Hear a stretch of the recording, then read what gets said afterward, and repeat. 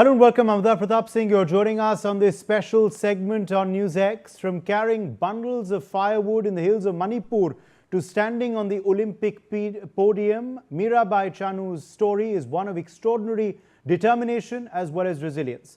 She has overcome poverty, limited training facilities, career-threatening injuries to becoming one of India's greatest sporting icons. Every setback has been followed by an even greater comeback, whether it was winning the World Championship, claiming Olympic silver, or dominating the Commonwealth Games. Today, Mirabai is not just India's most decorated weightlifter, but also a symbol of perseverance, proving that grit, discipline, and self-belief can turn the most humble beginnings into historic achievements. She has returned as India's flag bearer with a hat-trick by winning India's first gold of the Commonwealth Games 2026 in Scotland. In fact, Saikom Mirabai Chanu, Commonwealth Games gold medalist, is joining us live. Mirabai Chanu, welcome. Thank you for speaking with us and many congratulations to you.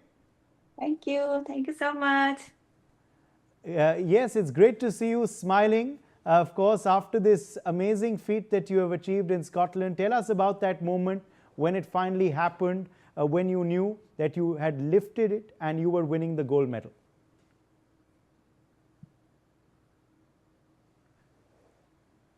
Mirabai, if you can hear me, tell us about that moment when you won and you won the gold medal and you realized that you had done it.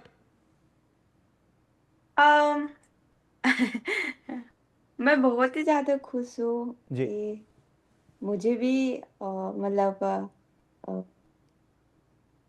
ऐसा सोचा नहीं था कि third goal लेना एक players के लिए बहुत बड़ी बात होता है। तो बस मैंने इंडिया के लिए पहले से हमने सोचा था कि हाँ, सर ने तो बोला था कि हम कॉमनवेल्थ गेम्स में मेडल है, पर इतना मतलब लगातार ये back to back gold medal जीतना ये प्लेयर्स के लिए बहुत बड़ी बात है। तो मैं बहुत ज़्यादा खुश हूँ। खुश इसलिए कि मैं इंडिया के लिए गोल्ड मेडल सबसे पहला गोल्ड मेडल दे पाई हूँ। तो ये एक प्लेयर्स के लिए बहुत ही खुशी की बात है। बिल्कुल। और हमने देखा किस तरह से आप उस दिन रोई थी जब भारत का राष्ट्रगान वहाँ बज रहा था स्कॉटलैंड में, तो आपके आंसू से आपके आंखों से आंसू निकल गए थे, आपकी आंखें नम हो गई थी। क्या हुआ उस लम्हे में कि आप भावुक हो गई? बहुत कुछ था उसी समय, बहुत कुछ याद आए थे कि हमने ये 4 साल में क्या-क्या फेस किया था। सबको पता है पेरिस ओलंपिक के बाद क्या हुआ था ना, तो मैं कमबैक कैसे किया और एक स्पोर्ट्स एक प्लेयर्स की लाइफ में क्या-क्या गुज़रना पड़ती है, क्या-क्या फेस करना पड़ते हैं। इतना ये 4 साल के बीच में मुझे काफ़ी इंजरी हुई थी। अप डाउन हो रहा था, ट्रेनिंग नहीं कर पा रही थी मैं। तो वही चीज़ सोच के मैंने आज जो हम मेरा जो प्रॉब्लम्स थे वो सबको फेस करके मैंने आज पोडियम में मतलब खड़े हैं और हमारी जो इंडियन का फ्लैग जो है वो ऊपर जाते हुए देखा और हमारे नेशनल एंथम जो है जब वो बजते हैं तो बस हमारे अंदर का जो है ना वो रुक नहीं सकते, तो अपना आप निकल जाते हैं। तो वो बहुत खुशी का ही आंसू था और मैंने ऐसा एहसास हुआ था कि मैंने इंडिया के लिए कुछ करके दिखाया है और कुछ किया है। तो वही आंसू का ही था बस। मैं अंदर ही अंदर नहीं दबा के नहीं रख पा रहा था, बस निकल गया, पर खुशी का ही आंसू था वो। हाँ, बिल्कुल, बिल्कुल। और आप ही नहीं हैं मगर पूरे देश ने भी आपके संग उस मोमेंट को महसूस किया और वो भी रोए हैं आपके संग, वो भी हँसे भी हैं और रोए भी हैं आपके संग।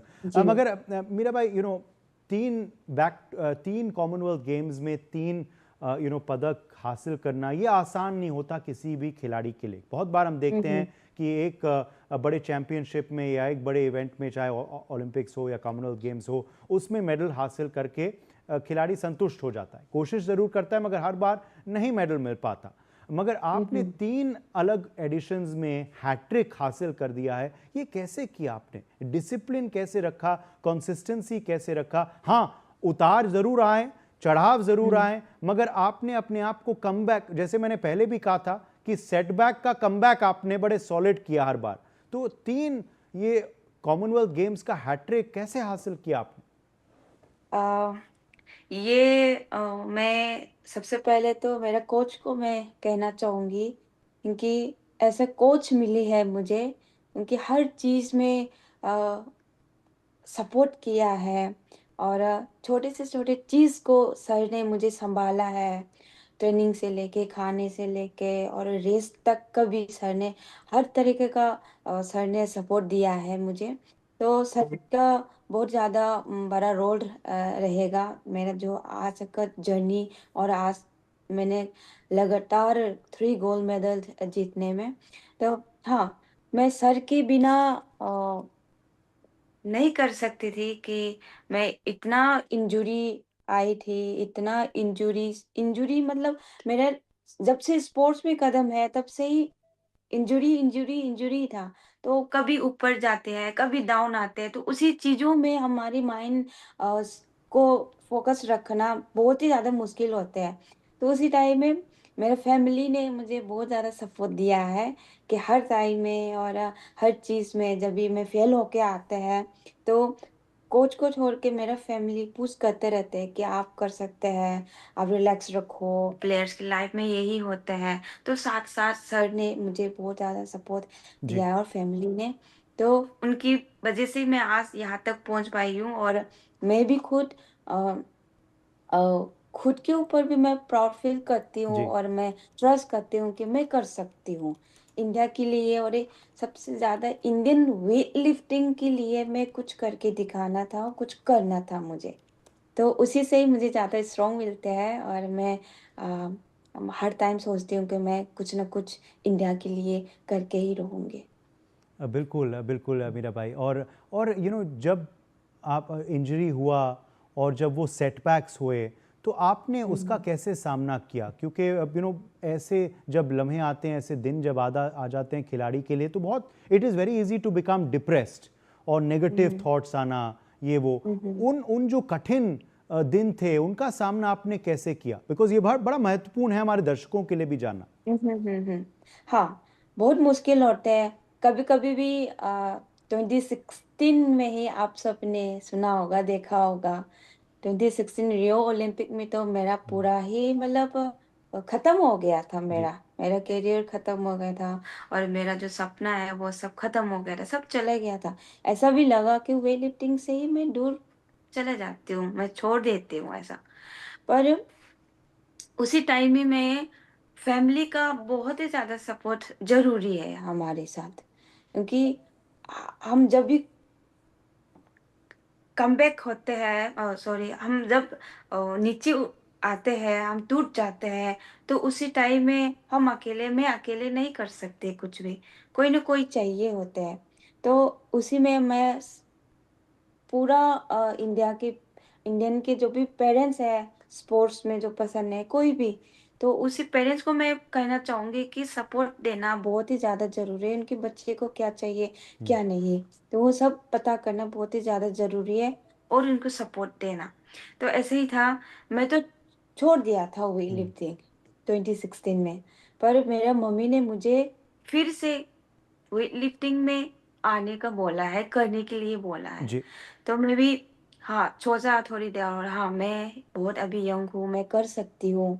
जो मम्मी ने बोल रही है प्लेयर्स की लाइफ में यही होगा, हमारी लाइफ अभी बहुत लंबा जर्नी है, तो मैं और क्यों पीछे करना है मुझे? मुझे आगे जाने के लिए कोई तो रास्ता में कुछ न कुछ तो काटा रहेगा, कोई इंजरी होगा, सब कुछ आएगा, पर उसको फेस करना सिर्फ़ मैं ही फेस करना ज़रूरी है। तो मैं स्ट्रॉन्ग रखना है माइंड को, और ट्रेनिंग में खराब होते हैं, तो उस चीज़ों में मुझे कैसे खराब हुआ था, क्यों खराब हुआ था, मुझे कैसे चेंज करना है, वो सब खुद को सोचना है, और जी। जो मेरा साथ जो रही है कोच, उसके साथ बातचीत करना है। जी। तो ऐसे ही करके बिल्कुल। हमारी जो प्रॉब्लम है उसको जल्दी सॉल्व होगा। नहीं बिल्कुल। तो हम कभी आगे नहीं बढ़ सकते। और तो बड़ी गरीब बहुत ज़्यादा परिस्थिति हार्ड से वर्क ज़रूरी है। आप बड़ी गरीब परिस्थिति से आप उठ के आई हैं। और आपने जी, इतना हासिल किया है।